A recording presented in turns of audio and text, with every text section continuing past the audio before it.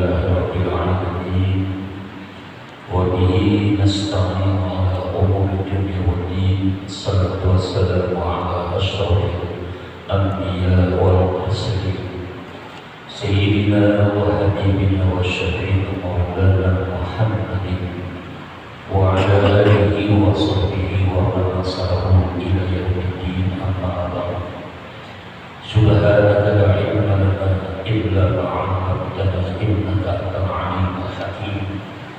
رب اشرح لي صدري ويسر أمري واحلل عقدة من لساني يفقهوا قولي. Pada bapak-bapak dan saudara-saudara hadirin jamaah Majlis Taklim malam Sabtu Masjid Jami Al-Ikhlas bersama segenap pengurus DKM, pengurus Majlis Taklim dan pengurus wilayah yang insya Allah semuanya senantiasa dimuliakan dan diberkahi oleh Allah Subhanahu wa Ta'ala. Mari sama-sama kita baca Al-Quran surah Al-Fatihah untuk membuka dan mengawali pengajian kita pada malam hari ini. Mudah-mudahan dengan mukjizat, karamah, barokah serta sir surah Al-Fatihah Allah memberikan kepada kita dan keluarga kita, sahabat-sahabat kita, iman, Islam, ihsan yang kuat, ilmu-ilmu yang manfaat, sehat, afiat, panjang umur dalam taat, dimudahkan segala urusan kita dunia dan akhirat, dan Allah luaskan kepada kita rezeki yang halal, yang thayyib dan berkah untuk ibadah kepada Allah.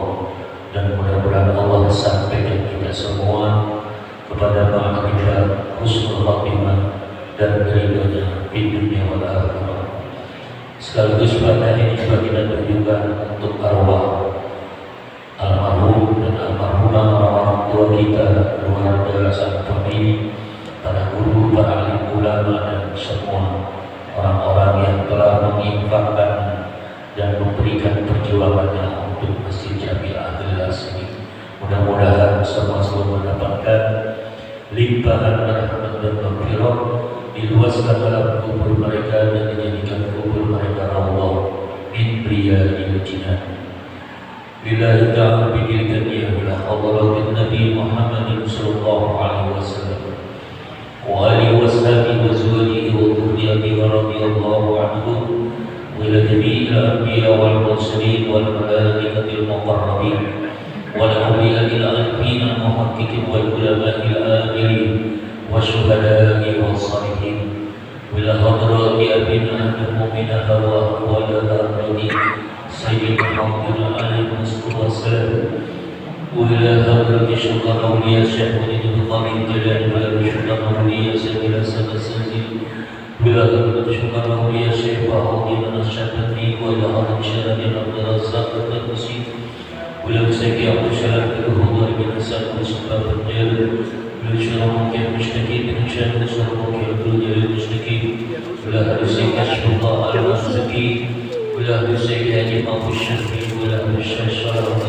بالمشركين وانصرهم وأخرجهم الشيطان ولمزهم وذريتهم ومن انتسب إليهم قدس الله أسرارهم ورضي الله عنهم وإلى جميع أرواح آبائنا وأمهاتنا أجدادنا وجداتنا أعمالنا وعماتنا وأخوالنا وأخوالنا الحق علينا ولمشايخنا معلمينا وأساتذتنا وإلى جميع المسلمين والمسلمات والمؤمنين والمؤمنات الأحياء منهم والأموات شيء لله لنا ولهم الفاتحة. أعوذ بالله من الشيطان الرجيم. بسم الله الرحمن الرحيم. الحمد لله رب العالمين الرحمن الرحيم مالك يوم الدين. إياك نعبد وإياك نستعين. اهدنا الصراط المستقيم صراط الذين أنعمت عليهم غير المغضوب عليهم ولا الضالين. رب اغفر لنا ولوالدينا. قال بسم الله الرحمن الرحيم. وقال تعالى إنما يخشى الله min ibadihil ulama. Allah Subhanahu wa taala berfirman, sesungguhnya yang takut kepada Allah di antara hamba-hambanya yaitu para ulama. Wa qala Rasulullah sallallahu alaihi wasallam, "May yuridillahu bihi khairan yufaqihuhu fid-din." Barang siapa yang dikehendaki oleh Allah kebaikan atau menjadi orang yang baik, maka Allah akan memberikan dia kepahaman, pengertian kepada atau dalam agama. Rawahu Syaikhan an Muawiyah radhiyallahu anhu. Hadis diriwayatkan oleh Imam Bukhari dan Imam Muslim dari sahabat Nabi Muawiyah radhiyallahu anhu, mudah-mudahan Allah meridhai beliau. Bapak-bapak dan saudara-saudara hadirin jamaah taklim yang dimuliakan Allah, kajian kita masih membahas tentang keutamaan mencari ilmu, keutamaan belajar agama, keutamaan mengaji. Jadi kalau kita telusuri hadis-hadis ataupun asal para sahabat mengenai ngaji itu sangat banyak. Keutamaan, keistimewaan ngaji seperti ini. Ya, kita ngaji dengan seperti ini kita berada di posisi raudhah min riyadil jannah. Kita ini posisinya berada di taman di antara taman-taman surganya Allah. Jadi kita yang gak punya duit, ya pengen umroh, pengen berdoa di raudhah, gak usah repot-repot tiap malam Sabtu datang, ya. Nanti sepanjang di antara maghrib sampai isya, Bapak tambahin dengan doa apa, minta kepada Allah. Insya Allah mustajab sama dengan raudhah di Madinah. Ya, ini tempat yang selalu dicari, dikunjungi oleh para malaikat. Cuman kita gak lihat aja. Kalau kelihatan Bapak bejubel, iya banyak hadiah buat kita. Lagian juga kalau kelihatan nanti ujung-ujungnya malah kita bubar. Iya, habis kesempitan. Ya kan, di samping itu malaikat kan besar-besar. Iya kan, lagi juga kita mungkin ya baru itu melihat malaikat mobilnya. Jadi awalnya beda. Tapi karena malaikat min nur dari cahaya, jadi kita tetap nyaman-nyaman aja. Ya, malaikat ya ada yang mencatat Pak, ini siapa aja yang ngaji gitu ya, yang nggak ngaji siapa ya. Kemudian di samping itu ketika kita ngaji seperti ini, malaikat itu pada istighfar, minta ampunan kepada Allah buat kita yang semua yang ngaji. Kita kadang-kadang istighfar kan suka kagak sempat. Habis sholat 3 kali, ya kan? Taruh 5 kali jadi cuma 15 kali kita istighfar yang habis sholat 5 waktu. Itu juga ada juga yang pintu assalamualaikum warahmatullahi wabarakatuh langsung apa? Kabur, langsung blecir, udah gak sempat istighfar lagi, ya kan? Jadi kan istighfar kita dikit, sementara dosanya banyak nih. Banyak. Dosa kita itu bejibun kalau orang berubah, sengekean. Tapi istighfarnya sedikit, kan gak ada timbang. Mestinya ya dosa kita banyak, istighfarnya juga yang banyak. Yang cuma sekali lagi kita ini di dalam Al-Quran juga Allah udah bilang khuliqal insanu dha'ifa. Manusia diciptakan dalam posisi lemah. Dia sebetulnya pengen banyak istighfar, banyak tobat, tapi kadang nyampe. Kenapa? Karena banyak kegiatan lain kan, banyak aktivitas yang lain yang nggak mungkin kita cuma istighfar aja, ya kan? Nah, banyak kerjaan lain. Kalau kita duduk di majelis ilmu seperti ini, dibantuin sama malaikat istighfarnya Pak. Ya, enak gak kalian bantuin malaikat? Ya kan, dia mah gak punya kepentingan apa-apa Pak, gak pengen begini, gak pengen begitu. Ya, kalau kita kan kadang-kadang bantuin juga istighfar. Ya kan tahlilan tuh buat yang meninggal. Cuma kan ada yang diarah kadang-kadang. Iya, ada yang diarah, ada yang diarah. Gitu. Kita ada yang meninggal nih, kita bantuin nyanyi. Cuma yang nyanyi kadang-kadang ada yang ada yang diarah. Iya kan? Iya, yakin itu Pak. Iya kan? Iya. Bantuin orang ngaji. Cuma ada yang diarah. Nah kalau malaikat, gak ada yang diarah. Kenapa? Malaikat gak makan dan minum, gak punya keluarga. Jadi pasti tulus, pasti ikhlas. Kalau kita bantuin nyanyi tempat orang meninggal dunia, kira-kira gimana? Ya maaf, ini bukan saya menyalahkan. Ini kita menelusuri sifat-sifat manusia itu beda dengan sifat malaikat. Jadi ketika malaikat istighfar kepada Allah buat kita, itu sangat luar biasa. Dan malaikat juga tidak sembarangan mengistighfarkan manusia.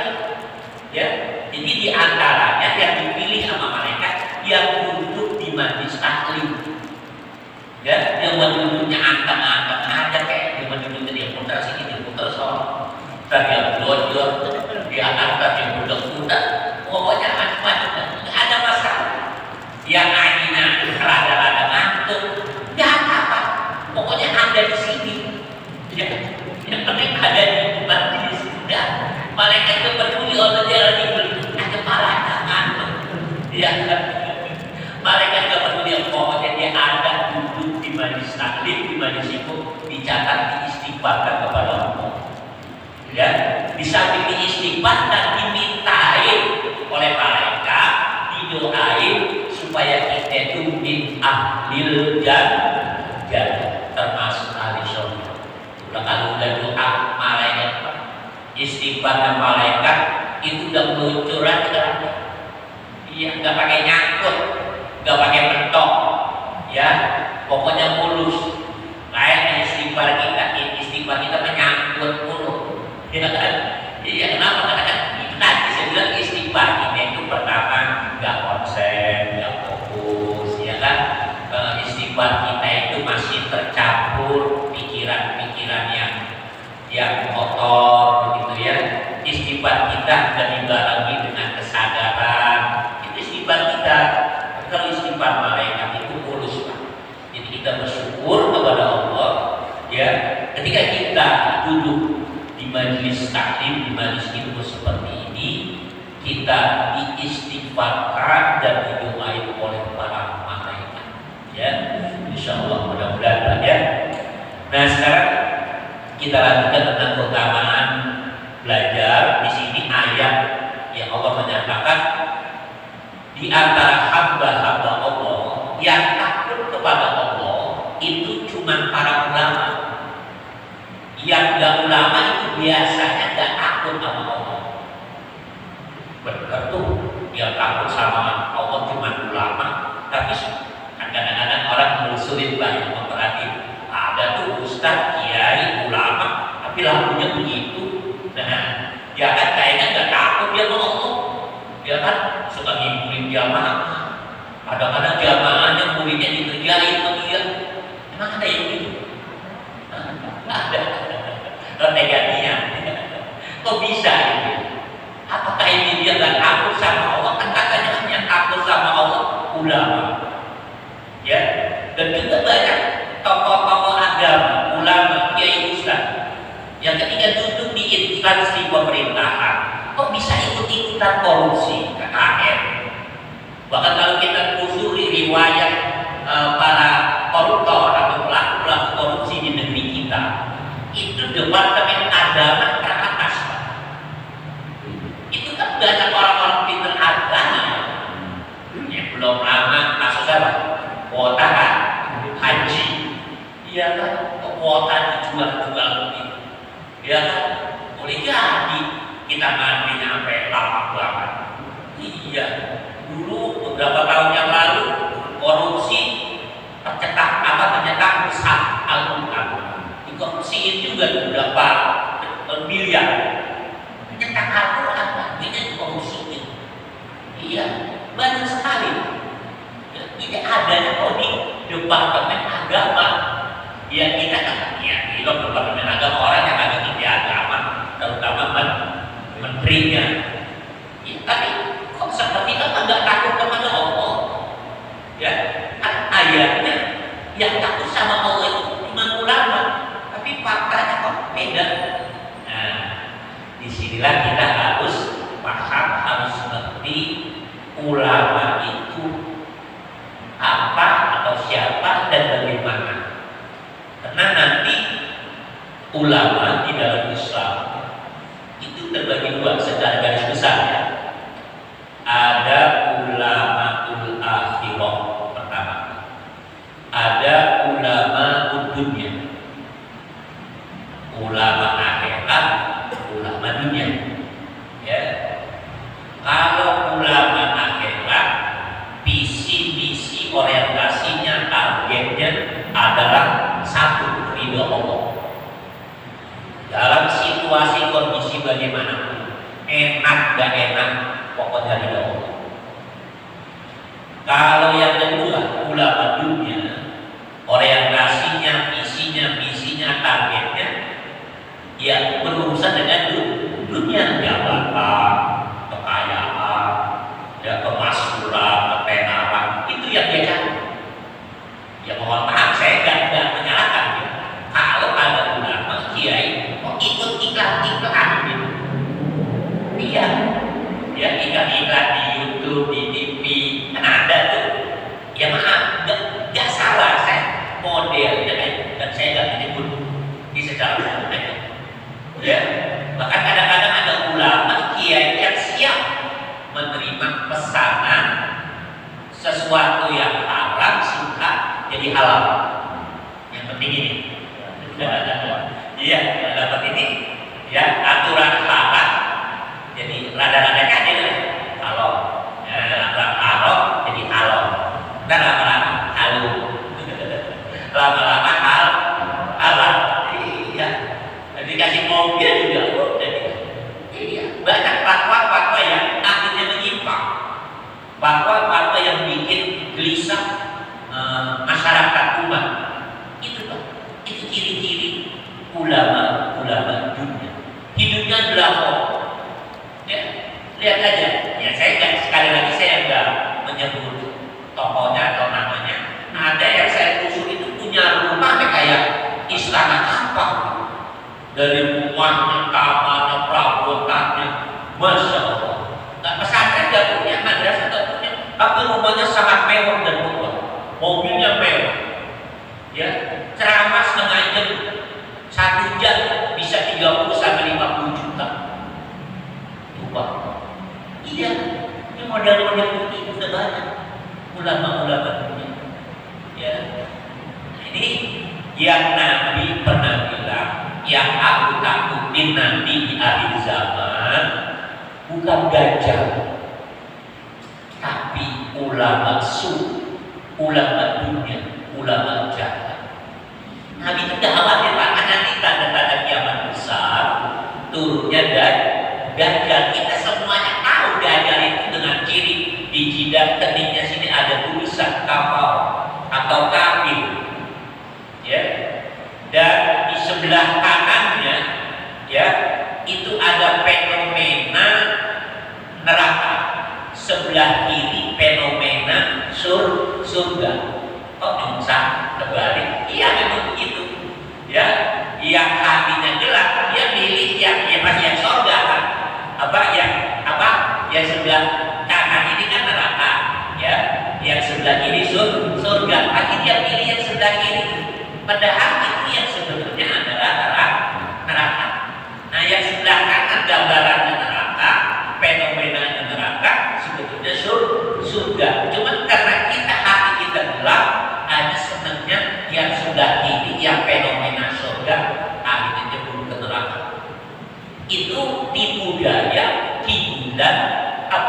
Dajjal. Dajjal turun ya, membawa semua ilmu sihir di dunia, Pak. Ada berapa ribu tukang sihir di dunia dijadiin satu, dipegang sama Dajjal. Ali, sawah, ladang, rawa yang pada kering, keluar air, keluar semua, nongol semua. Pohonan yang udah pada kering, udah pada mati, udah pada kopos, dipegang sama Dajjal, hidup lagi. Itu kekuatan sihir Dajjal. Bagaimana orang terpesona buat kita yang umat Islam yang udah ngaji, udah paham, itu Dajjal. Perawakannya tinggi besar, dia menjelajah di dunia, makanya disebut Al-Masihul Dajjal.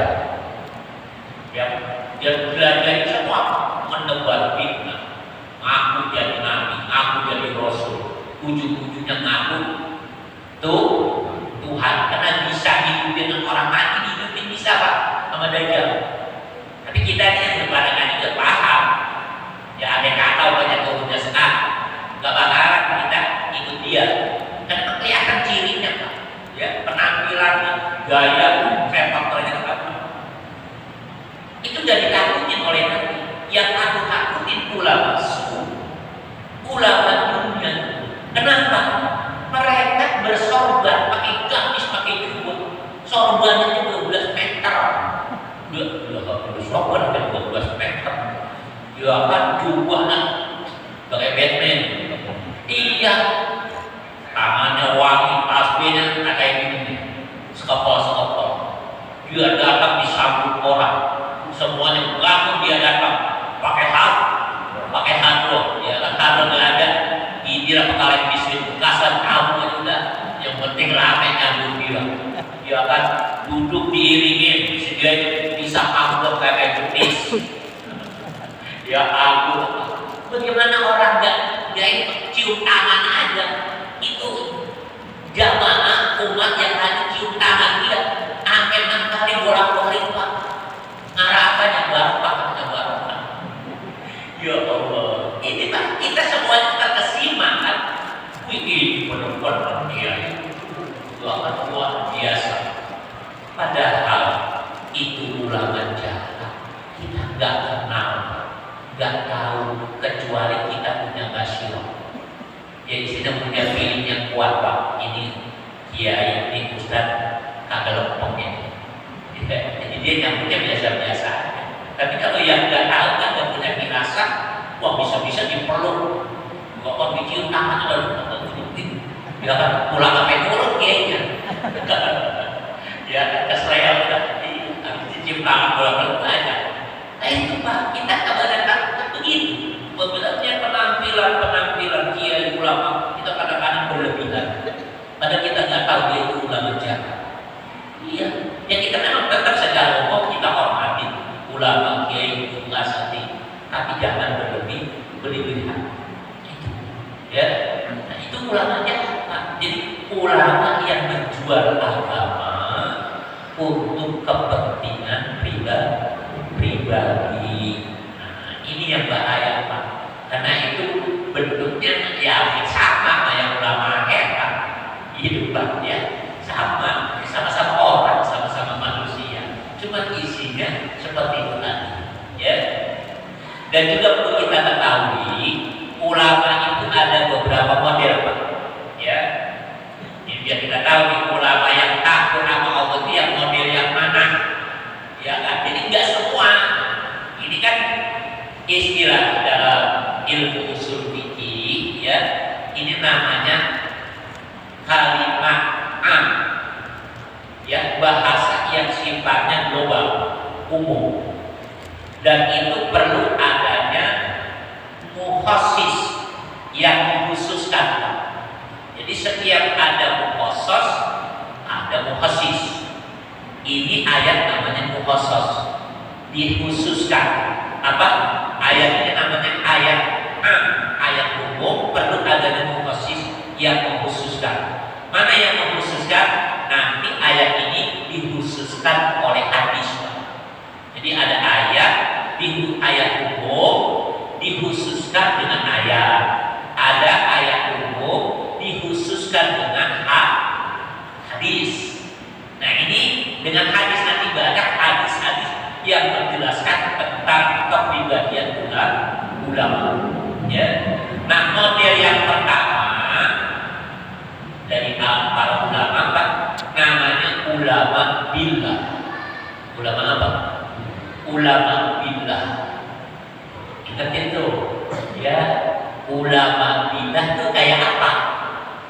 Ulama yang sudah usul, ulama yang sudah sampai ke derajat makrifat tertinggi kepada Allah. Dia nggak ngajar, dia nggak rubah, dia nggak ceramah. Kenapa? Karena memang dia kenalnya Allah doang, Pak. Tapi meskipun begitu, semua tindak tanduknya sesuai dengan aturan Allah. Dia nggak pernah ngaji, bahkan mungkin nggak pernah nyantren, Pak. Tapi kenal dengan Allah. Karena kenal dengan Allah, dia dikasih ilmu, ditransfer ilmu oleh Allah. Itu yang disebut dengan ilmu laduni. Ya, jadi ilmu laduni itu ilmu yang Allah transfer ke dalam hati kekasihnya. Ya, ulama bilang tadi tanpa melalui guru, tanpa melalui kitab, tanpa melalui buku, tanpa melalui Google. Tahu-tahu ngerti, tahu-tahu bisa. Maka yang pernah nyantret bisa kalah sama dia, Pak. Cuma dia nggak banyak ngomong, diam. Pokoknya dia nggak ngajar kayak begini, nggak ceramah, nggak khutbah.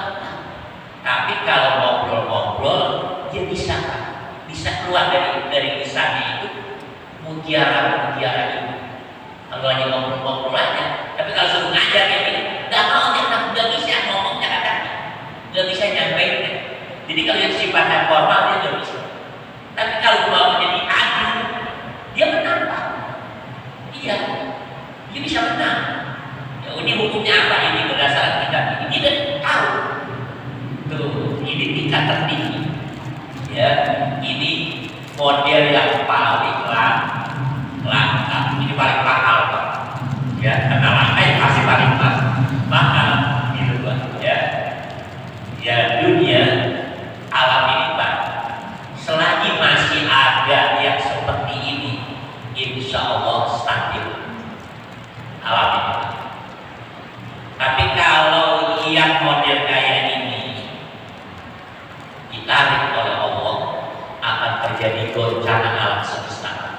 Artinya akan terjadi bencana besar biasanya. Iya. Ini juga sudah ada tingkatan-tingkatannya lagi.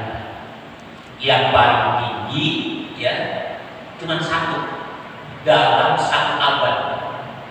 Dalam masa 100 tahun adanya cuma satu. Ini yang disebut dengan wali kutub al-Ghaus. Dan dia nggak selamanya ada dalam satu negeri, Pak. Pindah-pindah. Ada Allah Ta'ala di Indonesia, dan di Mekah, dan mungkin di Jepang, mungkin di Amerika. Ya, adanya ini sebagai paku alam semesta. Kalau dicabut, goyang alam ini. Ini, ya, insya Allah mudah-mudahan nggak salah. Posisinya masih di Indonesia.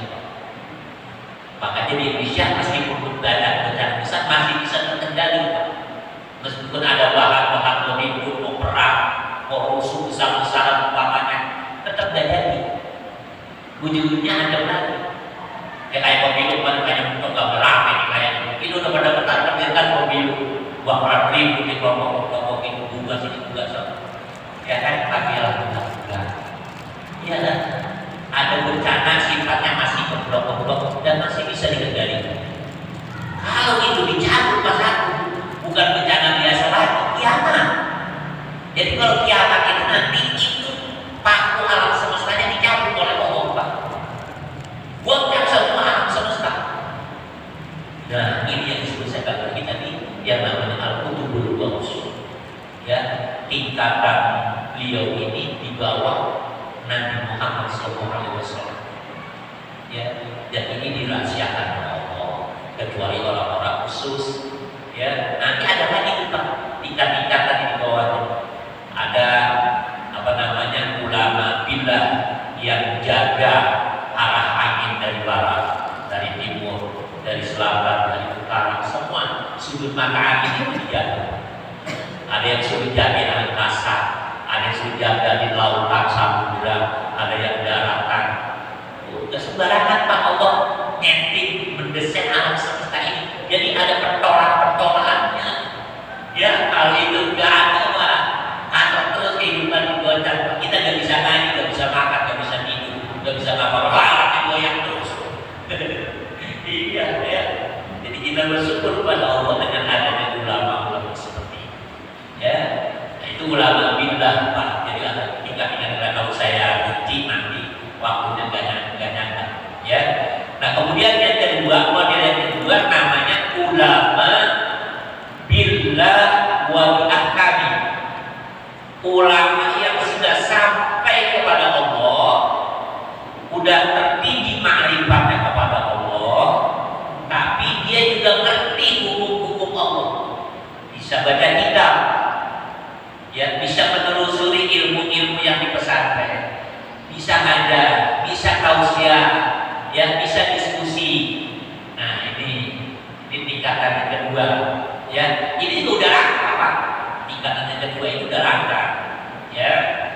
Tingkatan yang ketiga ulama bi'ahkami. Ulama yang cuma ngerti hukum-hukum Allah, tapi Allahnya belum ma'rifat.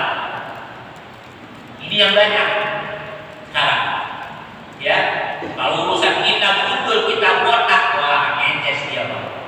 Berdebat nang musyarah balago mantek dia kuasai. Tata bahasa Arab dia kuasai. Tafsir, ilmu tafsir, fikih, usul fikih, hadis, mustalah hadis. Ya, balago gaya diganti. Banyak banget ilmu yang menopang itu dia kuasai. Tapi meskipun dia menguasai semua cabang-cabang ilmu Islam, dia mah Allah belum nyampe, belum kenal secara utuh dengan Allah. Nah, yang begini ini biasanya senangnya dia berdebat Pak. Ya, dia kalau nyalain bisa banget ya. Dia nyalain, bukan komplek, kok sholat kayak gitu mana dalilnya? Nah, itu dia. Mana dari Al-Quran, mana dari hadisnya? Ya, ini nggak boleh, ini sesat, ini bid'ah, ini neraka. Nah, kalau nggak ada diskusi, muzakarah, simposium menyangkut masalah-masalah itu dia udah berdebat. Nah, ini model yang ketiga, ya, yang begini ini nggak takut mau Pak. Tidak, nggak takut mau. Bahkan sekelas Imam Syafi'i, Imam Bukhari, Imam Malik, itu dia salahin Pak. Imam Syafi'i itu salah. Hadis tentang kunut itu doi. Hadis tentang kunut doi kan dia. Jadi Imam Syafi'i salah pakai hadisnya. Oh, iya kan? Ada dia yang bikin sedang. Ada. Dari Maulid itu nggak ada yang benar. Dia bisa gitu Pak. Ya, semua ulama-ulama kayak Imam Ibnu Hajar, ya, Imam Romli, ya, imam-imam lain banyak yang dasarnya menurut dia dalil yang dipakai salah kan? Jadi bisa dia menyalahkan ulama-ulama sekelas Imam Syafi'i dan lain-lain. Nah kalau kita Pak, ya Allah, bisanya ya berani nyalahin Imam Syafi'i. Kalau dibilang itu mereka Imam Syafi'i nabi, begitu kan? Ya Allah, Imam Syafi'i itu sama sama kita. Manusia biasa, bukan nabi, bukan rasul, jadi bisa salah. Orang nabi ini bisa salah, apalagi Imam Syafi'i. Waduh, ribet Pak kalau udah ada kayak begini dia pakai hujah logika. Dan sama kita dengan Imam Syafi'i. Sama dari mana? Imam Syafi'i 7 tahun udah hafal Al-Quran 30 juz. Umur 7 tahun Pak Imam Syafi'i hafal Al-Quran 30 juz. 15 tahun, 10 tahun ya, Imam Syafi'i itu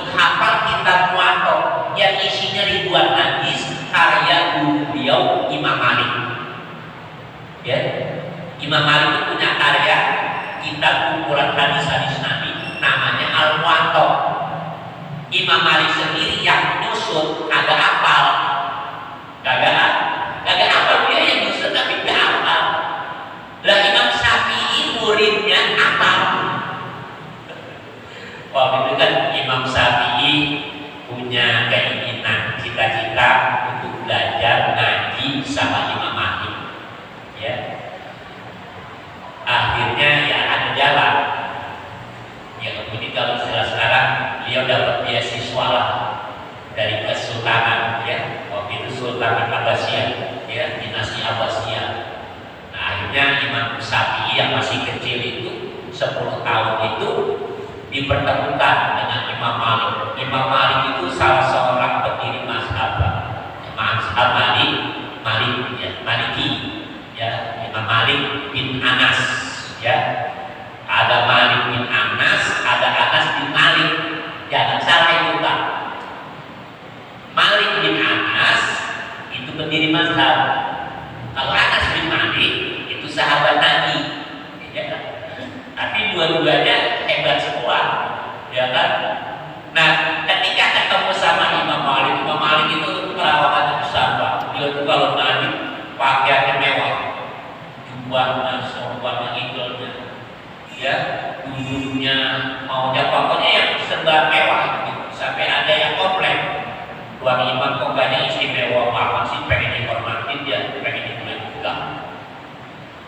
Saya begini karena menghormati ilmu, bukan pengen dihormati.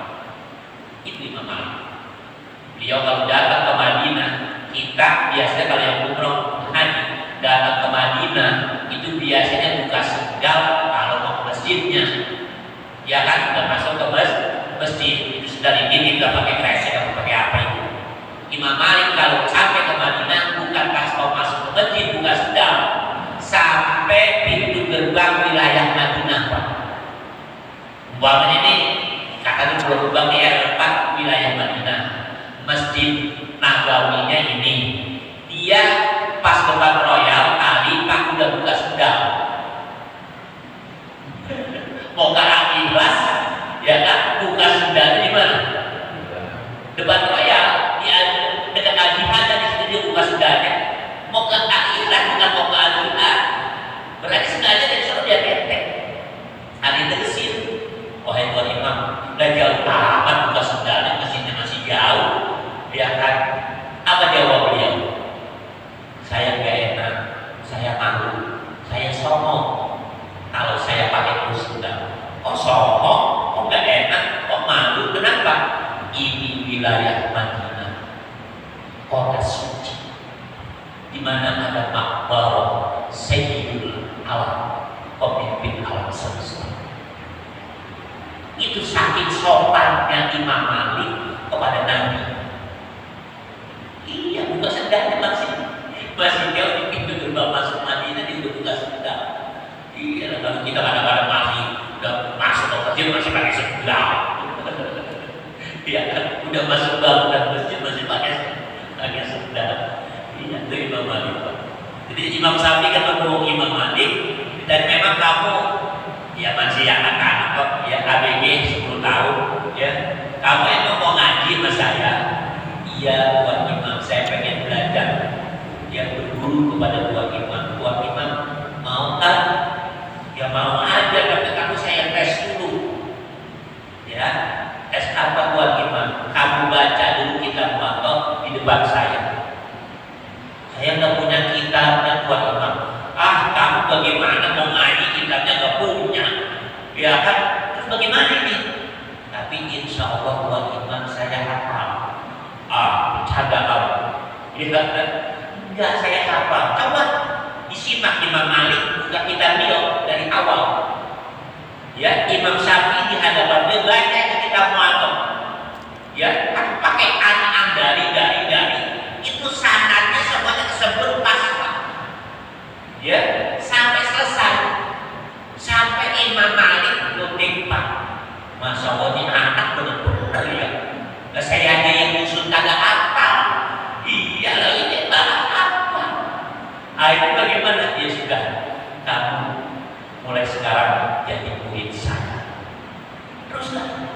Imam Syafi'i selalu berkhidmat kepada Imam Malik, ya. Sampai kalau Imam Malik ngajar nih, dia selalu diajak ikut. Ntar kalau ada jamaah yang nanya ini nanya itu, Imam Malik gak jawab. Terus yang jawab siapa? Imam Syafi'i. Ada yang nanya, apa? Ini aja Pak, tidak jawab. Jawab, benar jawabannya. Ya, Imam Malik lagi-lagi, ini anak benar-benar ya IQ-nya luar biasa. Iya, tinggi banget, iya, cerdas banget. Makanya pas usia beliau 15 tahun, Imam Syafi'i itu diangkat menjadi mufti Mekah.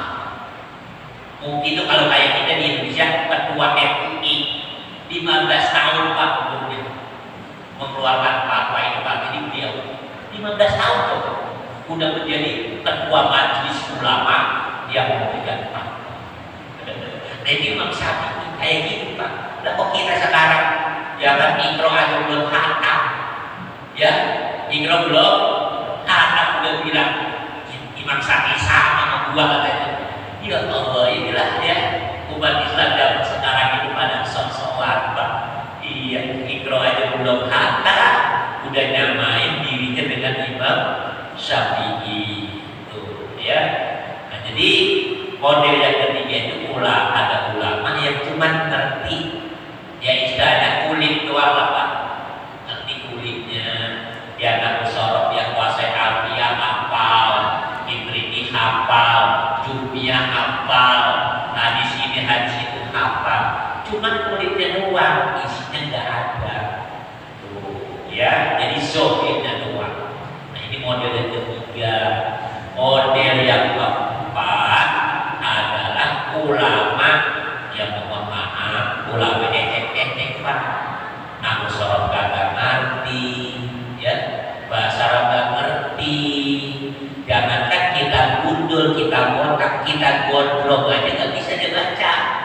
Tidak, kita gondrong, kita gondrong tekupin, ada harokat depan, ada terjemahnya, itu aja gak ngerti, ya kan? Tapi dia ya begitu gaya penampilannya seperti ulama. Ini juga ya cukup berbahaya Pak untuk umat, karena nanti dia akan menjadi sorotan dan kadang-kadang orang ikut-ikut aja. Ya kan, kok ikut anu, padahal dia nggak ngerti yang diikuti, nggak paham. Itu khawatir juga itu. Nah jadi itulah model-model ulama. Jadi yang dimaksud ulama yang takut kepada Allah adalah ulama billah, ulama yang kenal Allah. Ya otomatis itu kalau yang nggak kenal Allah, meskipun ya dia hafal 1000 kitab, kalau belum kenal Allah itu nggak bakalan takut sama Allah. Bagaimana nggak takut orang nggak kenal? Ya kan, orang takut itu kan kenal dulu, nggak jauh beda dengan cinta. Orang cinta itu kan kenal dulu. Ya, kalau nggak kenal bagaimana mau cinta? Ya, takut pun sama. Bagaimana mungkin kita takut kalau kita nggak kenal Allah? Ya, nah, makanya kita semuanya ya belajar sampai mati. Ditargetinnya sampai mati. Kenapa? Biar kita menjadi ulama billah Pak. Ulama billah itu nggak harus nyantri, ya, nggak harus pesantren, nggak harus ngaji tiap hari, nggak usah. Ya, untuk menjadi ulama billah yang penting sering riyadhah dan mujahadah, upaya melatih diri dengan banyak zikir, hati dikit-dikit dirapiin, hati kita Pak, ya nanti akan diberikan ilmu oleh Allah. Tapi tetap ngaji begini, tetap jalanin. Ya jangan kemudian aku mentar nggak ngaji hukuman langsung tak dari Allah apaan? Ya kan, dapat apaan? Ya kan, kita ngaji aja. Ya, yang penting itu tadi banyak riyadhah, mujahadah, melatih diri, menempa diri kita, ya diasah hati kita, ya. Karena nanti hati kita itu Pak, apabila dia bersih dari riya, dengki, ya kan, dari ujub, ujub, dari takabur, itu dia akan sensitif Pak. Jadi kalau ada sinyal dari langit masuk berupa ilmu-ilmu Allah gitu Pak. Yang tadinya dia nggak paham dia. Tadinya nggak tahu jadi tahu. Gitu Pak. Iya, Allah tuh bisa gitu Pak. Masukin ilmu ke dalam hati hambanya tanpa proses belajar, tanpa proses ngaji. Tahu kita ngerti. Cuma itu syaratnya hatinya dia apa ya? Dibersihin. Jangan suka pamer, jangan suka ujub, jangan suka takabur, ya, jangan suka mewah, merasa hebat, jangan buat yang begitu. Ya, insya Allah nanti hati kita itu akan diisi oleh Allah dengan ilmu, bahkan ditambah dengan hikmah. Ya, jadi dapat ilmu, dapat hikmah. Tapi bukan ilmu hikmah loh Pak. Yang salah paham. Ya, kalau saya nyebut hikmah, itu bukan ilmu hikmah. Beda hikmah dengan ilmu hikmah. Ya, kalau hikmah itu ilmu yang sangat bening dari Allah, masuk ditetesin ke dalam hati kita. Dengan ilmu itu hilang semua sifat-sifat jeleknya Pak. Iya, sifat jelek hilang otomatis.